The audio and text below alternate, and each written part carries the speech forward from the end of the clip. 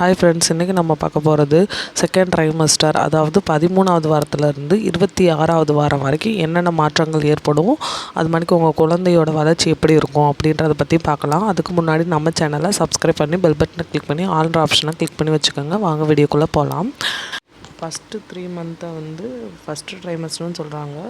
அடுத்து வரக்கூடிய 3 ட்ரைமஸ்டர், அதாவது 4th month, 5th month, 6th மந்த்ன்றது தான் செகண்ட் ட்ரைமஸ்டர்னு சொல்கிறாங்க. இந்த செகண்ட் ட்ரைமஸ்டரை உங்களுக்கு ஹனிமூன் டேஸ்ன்னு சொல்கிறாங்க. அது ஏன்னா ஃபஸ்ட்டு 3 மந்தில் உங்களுக்கு குமட்டல், வாந்தி, ரொம்ப சோர்வாக இருப்பீங்க. இதெல்லாம் ரொம்ப குறைஞ்சிக்கிட்டே வரும் செகண்ட் ட்ரைமஸ்டரில். இந்த செகண்ட் ட்ரைமஸ்டர் ஆரம்பிக்கும் போது பெரும்பாலான பெண்களுக்கு அறிகுறிகள் இல்லாமலே போயிடுது. நல்ல பசி எடுக்கக்கூடிய ஒரு காலமாக இருக்குது. நல்லா விரும்பியதை சாப்பிடலாம். இந்த செகண்ட் ட்ரைமஸ்டரில் தான் குழந்தையோட அசைவை உங்களால் உணர முடியும். 18 வாரத்துலேருந்து 25 வாரத்துக்குள்ளே உங்களோட பேபி மூமெண்ட் உங்களுக்கு தெரிய ஆரம்பிக்கும். இந்த செகண்ட் ட்ரைமஸ்டரில் தான் குழந்தையோட வெயிட் இன்க்ரீஸ் ஆகிட்டுருக்கும். அது மாதிரி குழந்தையோட முக அம்சங்கள்லாம் கரெக்டாக இருக்கும். குழந்தை ஆரோக்கியமாக வளர்ச்சி அடைவதை இந்த மாதத்தில் அல்ட்ராசவுண்ட் ஸ்கேனில் சொல்லுவாங்க. குழந்தையோட பாலினத்தை இந்த மாதத்தில் நல்லா அறிய முடியும். ஃபஸ்ட்டு ட்ரைமஸ்டரில் ரொம்ப பதட்டமாக இருப்பீங்க. இந்த ட்ரைமஸ்டரில் அந்த பதட்டம்லாம் குறைஞ்சி உங்களுக்கு ஆற்றல் அதிகமாக இருக்கும். ரொம்ப எனர்ஜியாக ஃபீல் பண்ணுவீங்க. ஒரு சிலருக்கு இந்த மாற்றங்கள்லாம் இருக்காது. ஃபஸ்ட்டு ட்ரைமஸ்டரில் என்னென்ன அனுபவிச்சிட்ருக்காங்களோ அவங்க த்ரூ அவுட் ப்ரெக்னன்சி வரைக்கும், குழந்தை பிறக்கிற வரைக்கும் அது மணிக்கு இருக்க வாய்ப்பு இருக்குது.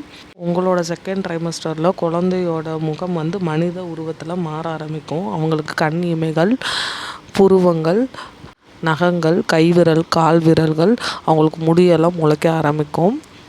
இப்போ தான் குழந்த மணிக்கே இருப்பாங்க. குழந்தையோட நீளம் இன்க்ரீஸ் ஆகும். அது மணிக்கு அவங்க கட்டை விரலை வச்சு அவங்க வாயில் உறிஞ்சவும் கற்றுக்குவாங்க.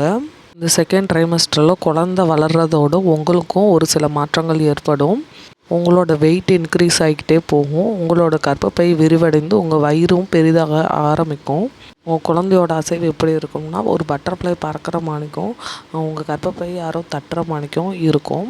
பெரும்பாலும் 28 வாரத்துக்கு பின்னாடி குழந்தை உதைப்பது நன்றாக தெரியும்.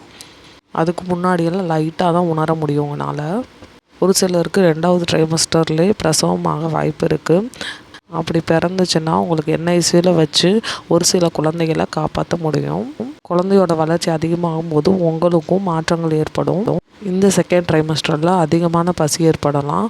உங்கள் மூக்கில் ரத்த கசிவு ஏற்படலாம். அது மாதிரி ஈறுகள்லேயும் ரத்த கசிவு ஏற்படும். இதெல்லாம் ஹார்மோன் மாற்றத்தினால ஏற்படுது. குழந்தையோட வளர்ச்சி அதிகரிக்கிறதுனால கர்ப்பப்பை நம்ம குடலை அழுத்தும் போது நமக்கு மூல நோய் ஏற்பட வாய்ப்பு இருக்குது. அது மாதிரிக்கு உங்கள் கணுக்கால்களில் வீக்கம் ஏற்படும். குழந்தையோட வளர்ச்சி அதிகரிக்கிறதுனால காலுக்கு செல்லக்கூடிய நரம்புகளில் வீக்கம் ஏற்பட்டு கணுக்கால் வீக்கம் ஏற்படும். இது எடிமான்னு சொல்கிறாங்க.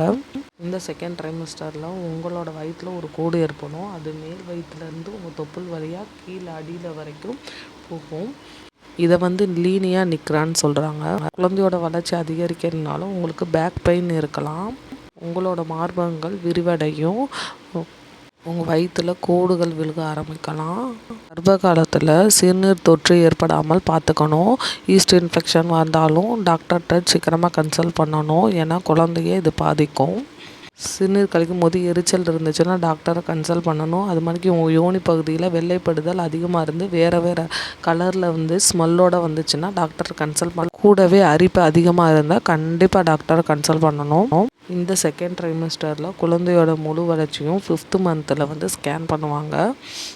எல்லா உறுப்புமே இந்த 5th மந்தில் தெளிவாக தெரியும். அதாவது உடல் உறுப்புகள், உள்ளே இருக்க சிறுநீரகங்கள், கல்லீரல், ஹார்ட் எப்படி செயல்படுது அப்படின்ட்டு உள் உறுப்புகள் எல்லாமே பார்ப்பாங்க.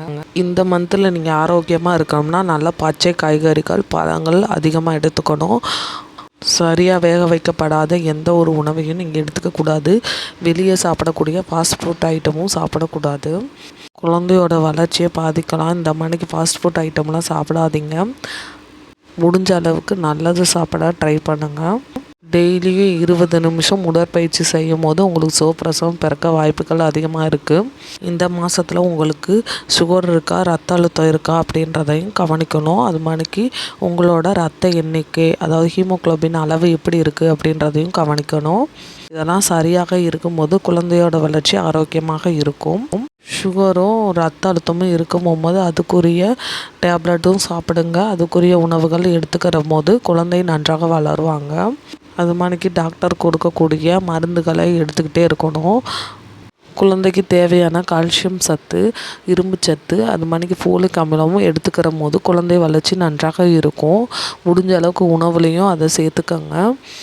இந்த வீடியோ உங்களுக்கு பிடிச்சிருந்தால் லைக் பண்ணி, ஷேர் பண்ணி, சப்ஸ்கிரைப் பண்ணிடுங்க. Bye friends.